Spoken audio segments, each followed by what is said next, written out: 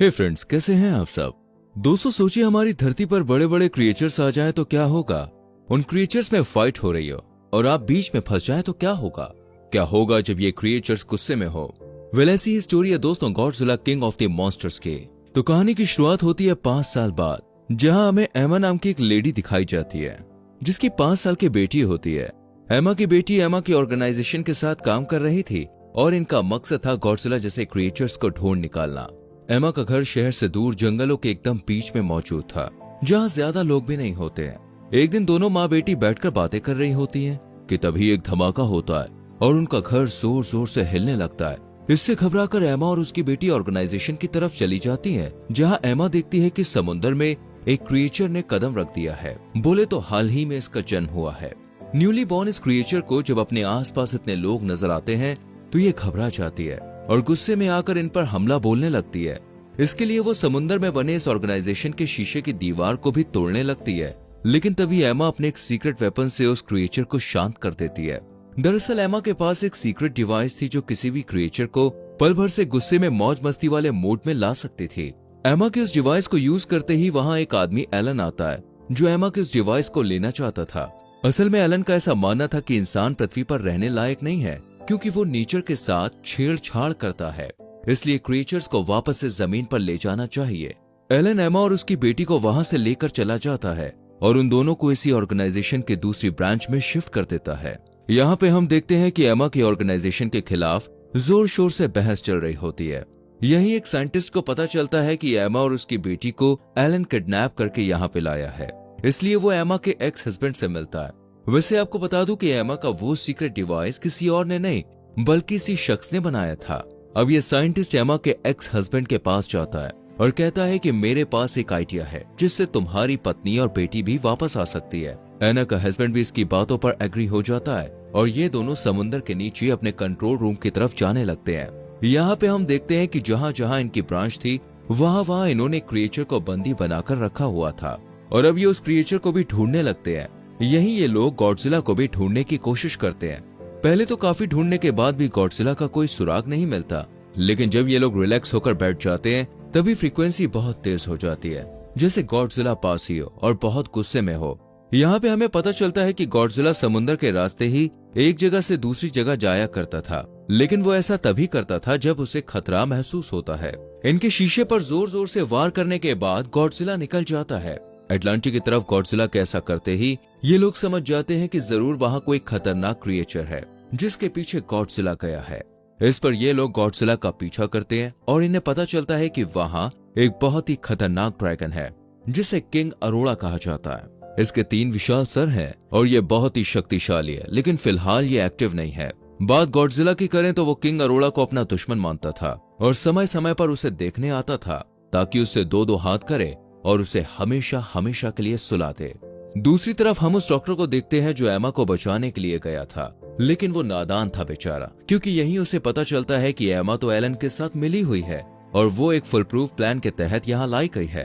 एमा डॉक्टर के साथ जाने से मना करती है और जाते जाते उस दीवार को तोड़कर किंग अरोड़ा को जगा देती है। सालों की नींद के बाद किंग अरोड़ा भी भरभरा कर उठता है और अंगड़ाई लेने लगता है। उधर गॉडजिला जो कब से इससे 2-2 हाथ के मूड में था वो यहाँ आ जाता है और दोनों के बीच जमकर युद्ध होता है। लेकिन यहाँ पर किंग अरोड़ा गॉडजिला को मारकर गिरा देता है और इन सब की तरफ बढ़ने लगता है। अब जब एना ये देखती है तो घबरा जाती है क्योंकि उसे ऐसा लगता है कि ऐसे तो कहानी में ट्विस्ट आ जाएगा, इसलिए वो अपना जादुई डिवाइस ऑन करके मॉन्स्टर का गुस्सा शांत कर देती है, जिस वजह से सब बच जाते हैं। इसके बाद सब लोग वहां से निकल जाते हैं। ऑर्गेनाइजेशन में मॉन्स्टर को ढूंढकर खत्म करने की चर्चा चल रही होती है। तभी एक वीडियो कॉल आता है। ये कॉल एमा का था जो इनसे कहती है कि मैं तुम्हें बताती हूँ कि मैंने एलन का साथ क्यों दिया। अब एलन कहती है कि तुम सब ना सिर्फ क्रिएचर हो बल्कि नेचर को भी नुकसान पहुंचाना चाहते हो। मैं इन सबको आजाद कर दूंगी क्योंकि ये हमारी मदद कर सकते हैं।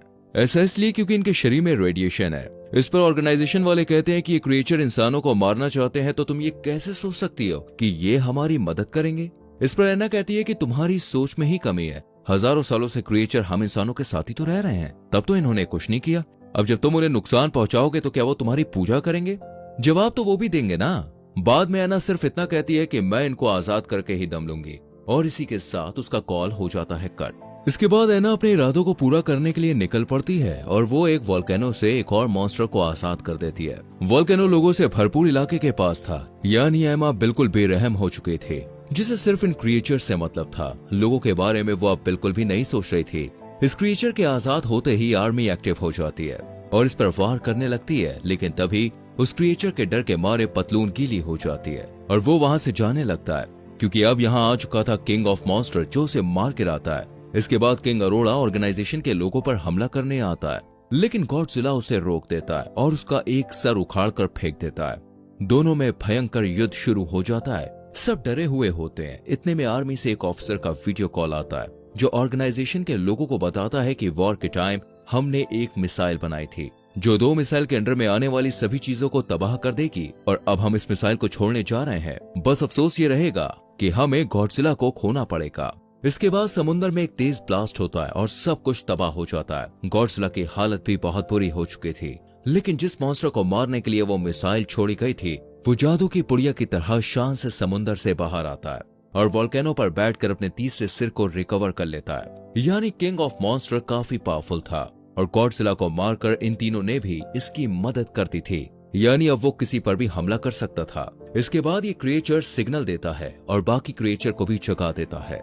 यहाँ ऑर्गेनाइजेशन में उथल पुथल मची होती है और सब इसे हराने के तरीकों के बारे में सोच रहे होते हैं। तभी उन्हें पता चलता है कि ये क्रिएचर धरती का नहीं है, बल्कि ये तो एलियन क्रिएचर है, इसलिए ये इतने पावरफुल है और इसलिए गॉडजिला इसे मारना चाहता था। इसके बाद कैमरा शिफ्ट होता है और हमें दूसरे क्रिएचर्स दिखाई देते हैं जो अब जाग रहे थे।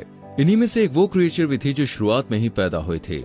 यहाँ पे हमें पता चलता है कि ये गॉडजिला की पार्टनर है और अब ये उसे ढूंढ रही है, पर क्योंकि उसके सिग्नल्स कहीं नहीं मिल रहे हैं इसलिए ये एक गाना गाने लगती है, जिसके बाद गॉडजिला के सिग्नल्स मिलने लगते हैं।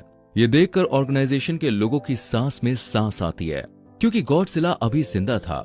इसके बाद ये लोग उस क्रिएचर का पीछा करते हैं और समुद्र की गहराई में बहुत नीचे चले जाते हैं, जहाँ उन्हें गुफा जैसी नजर आती है, जहाँ तरह तरह के पेंटिंग्स थे। यहाँ पर बहुत ज्यादा रेडिएशन थी, जिससे ये लोग समझ जाते हैं कि वो यहाँ पे आया था ताकि वो खुद को रिकवर कर सके। इतने में डॉक्टर कहते हैं कि हमें यहाँ पर न्यूक्लियर बम ब्लास्ट करने चाहिए ताकि इसे और ज्यादा रेडिएशन मिले और ये जल्दी ठीक होकर और ज्यादा पावरफुल बने। इसके बाद डॉक्टर बहुत सारे न्यूक्लियर्स लेकर गॉडजिला के पास पहुंच जाते हैं और बाकी टीम मेंबर्स वहां से चले जाते हैं। अब डॉक्टर गॉडजिला को हाथ लगाते हैं और गुड बाय कहते हैं।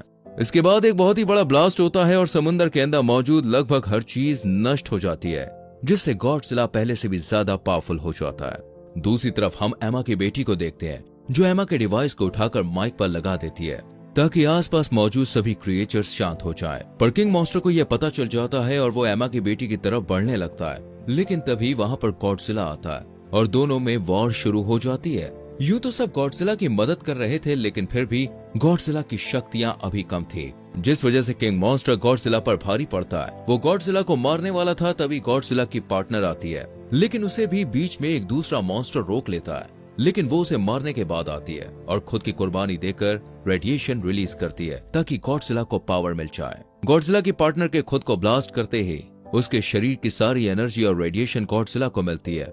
ऊपर से आसपास भी उस समय बहुत रेडिएशन होती है, जिस वजह से गॉडजिला पावरफुल हो जाता है। इतने में एमा दिखाई देती है जो अपनी बेटी और एक्स हस्बैंड के साथ थी और उस डिवाइस को एक्टिव करने की कोशिश कर रही थी ताकि मॉन्स्टर्स का गुस्सा शांत किया जा सके।